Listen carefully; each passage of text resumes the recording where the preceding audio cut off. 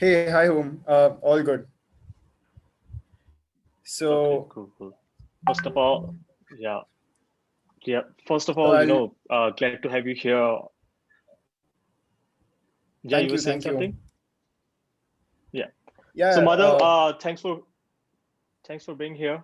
Uh, we are doing a series of interviews with people who were part of Tezos India Fellowship cohort one, and we just want to talk about what our fellows are doing right now, what benefits did they have after joining the fellowship, what was their experience like, because we are planning bunch of developer activities for all the developers in India, and we are also in the process of planning Theos India Fellowship 2.0, and we are actively supporting a lot of student-run mini hackathons, in bunch of different universities, colleges.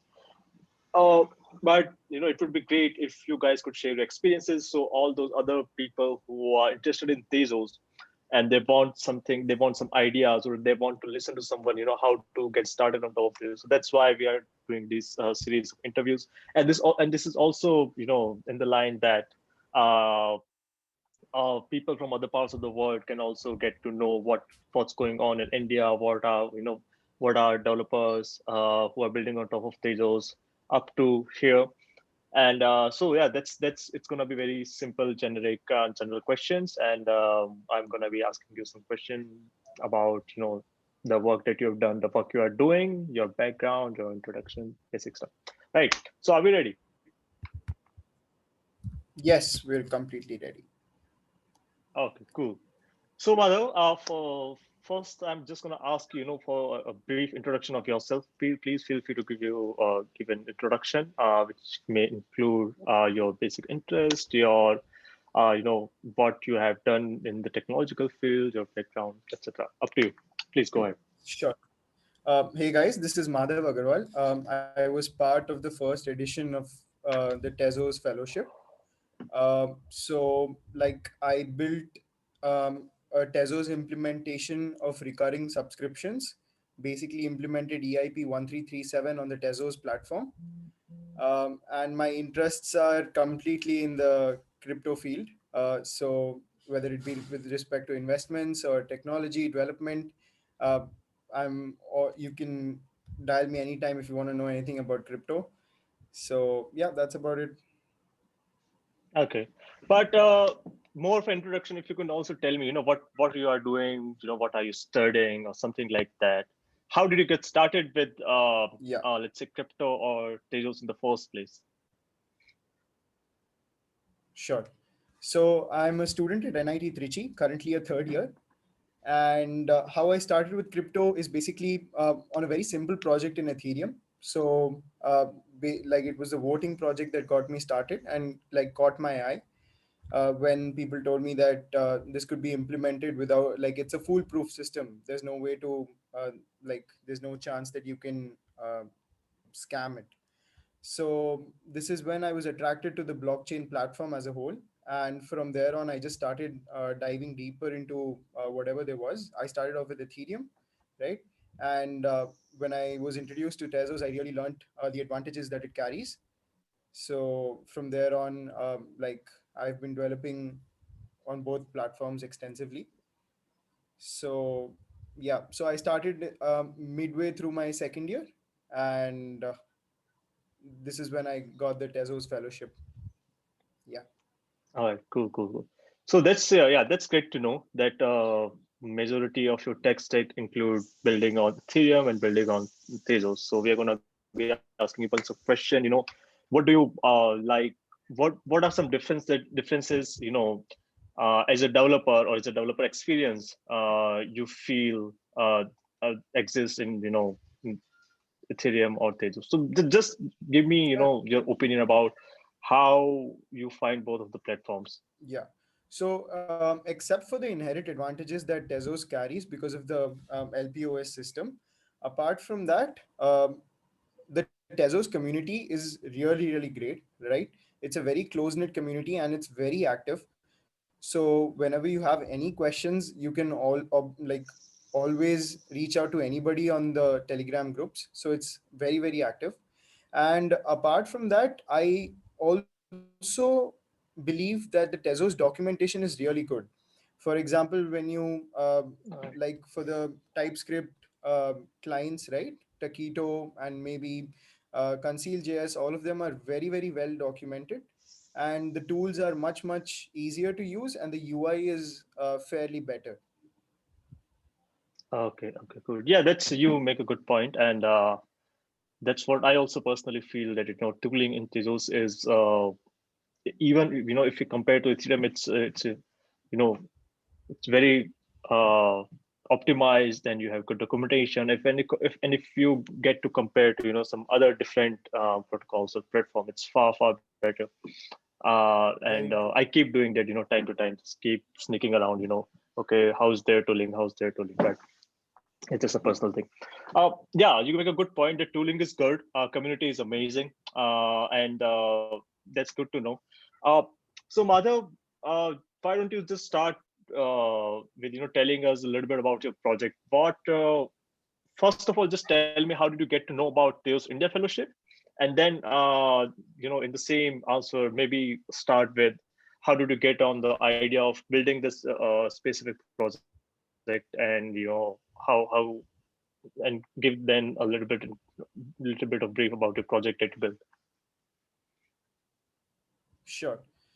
So basically, how I got to know about the Tezos India Fellowship was through your Medium channel. One of my friends had applied to Ethereum India Fellowship, and he got selected for it. He was my college senior, and he introduced me to the Devfolio Medium channel, where I saw that there's an opening for Tezos Fellowship as well. That's how I got to know about it, and I was guided along the way by my seniors as well. So that was an advantage that I had. And so how I learned about the project is basically there is a guy called Austin Griffith, and if you follow him closely, he's implemented something on the lines of recurring subscriptions.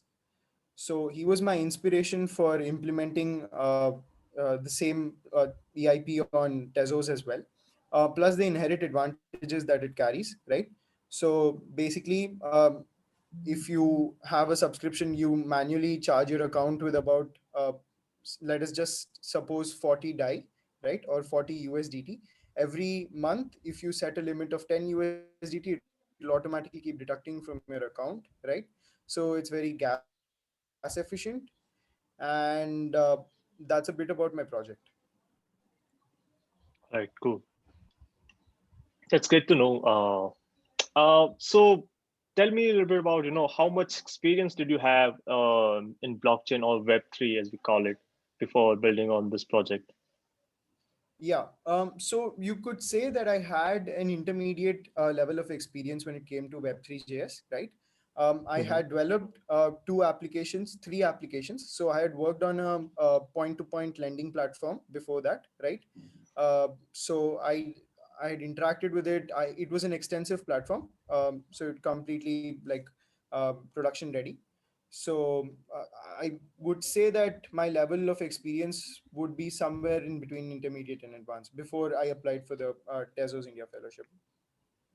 Okay, cool. And that was on Ethereum, right? So you were familiar Yes, with Ethereum. yes, yeah. So tell me, Madhav, that how did you find the learning curve for Tezos? You had to start on a different blockchain protocol altogether from Ethereum, and you know there are some things might differ here. So how did you come up from learning curve, or was it hard? Was it easy? Just tell a little bit about that. Yeah. So basically, I'll go through the journey in depth, right? We started off and Sure. we were assigned, like we were asked to do a mini project to begin with.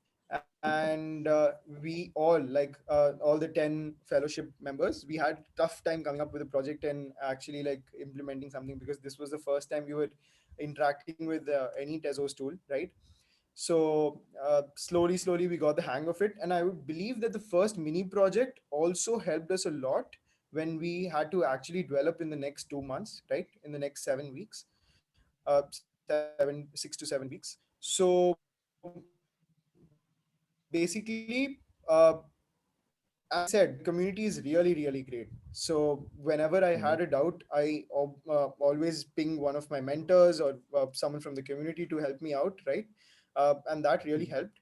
And I would say it was not very tough. I expect it could have been much, much tougher, right? Had there not been the right resources, it would have been a lot more tougher. But I guess with the right set of tools, with the right set of people, it just became a lot more easier. Yeah, yeah, and yeah, I agree with that mini project thing. That is something we wanted to experiment with that, because usually initially the energy is high and people are ready to give up their nights, right?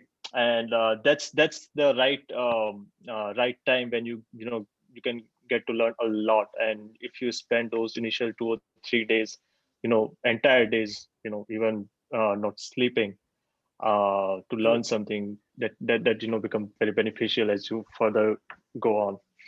Yeah, so that's right. Very good to know. So, Madhav, you told me about that you had some sort of experience before by building on top of Tezos, and you told me about it could have been a lot tougher, but it was not, due to the way the program was, due to the format of the program. That's good. But tell me a little bit about what what Tezos India Fellowship did to you. In what ways it benefited you, or what did you get to learn, or overall your experience. Yeah. So basically, right after I got done with my Tezos India fellowship, right, it opened up a lot of avenues for me to work upon, right? Especially the projects that were developed during the fellowship itself, right? The number of people that we interacted with the global team of Tezos, right? And they got to know us as well. So I've personally had interactions with a couple of people regarding ideas that I could implement on Tezos, and I had ideas as well. So it's, especially if you see the amount that Tezos is like, the Tezos community is helping out developers, right? In the form, whether it be in the form of grants, whether it be in the form of workshops, right? So again, that's very, very extensive.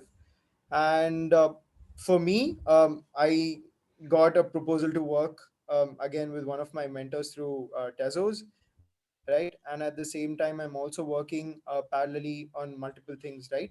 So we actually took our project to production level, right? So the Tezos subscription platform. So I've been in touch with my fellowship members, and we'll be implementing it soon. So that is obviously one advantage that we had working on the Tezos platform. And apart from that, also like tons of projects which can be done. Good, good, good. That's very great to know.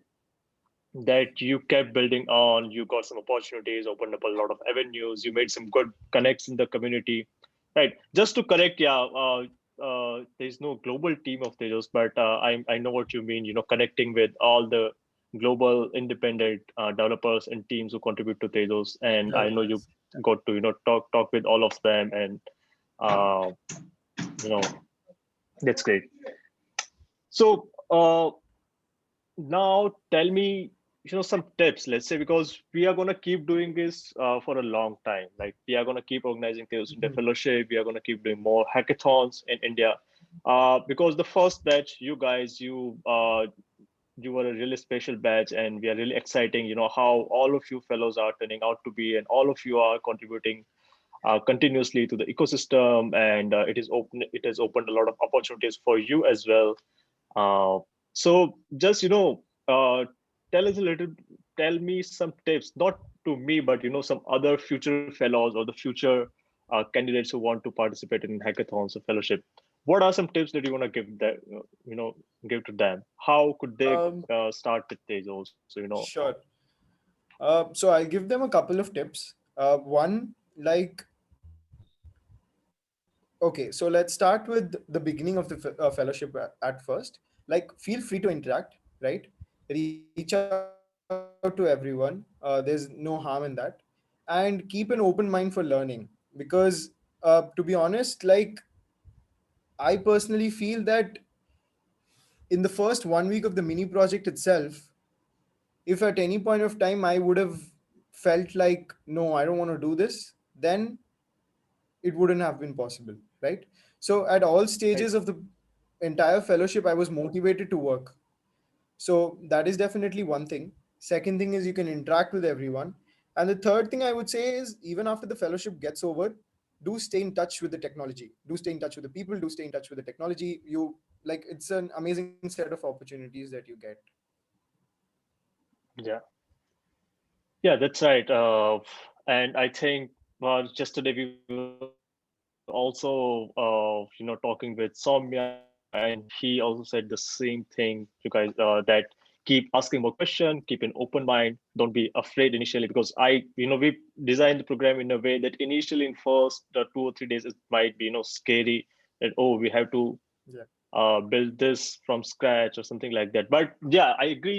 Mentors are there for 24/7. You can ask them anytime, and it's a global community. There are a lot of people who are always up to help you out.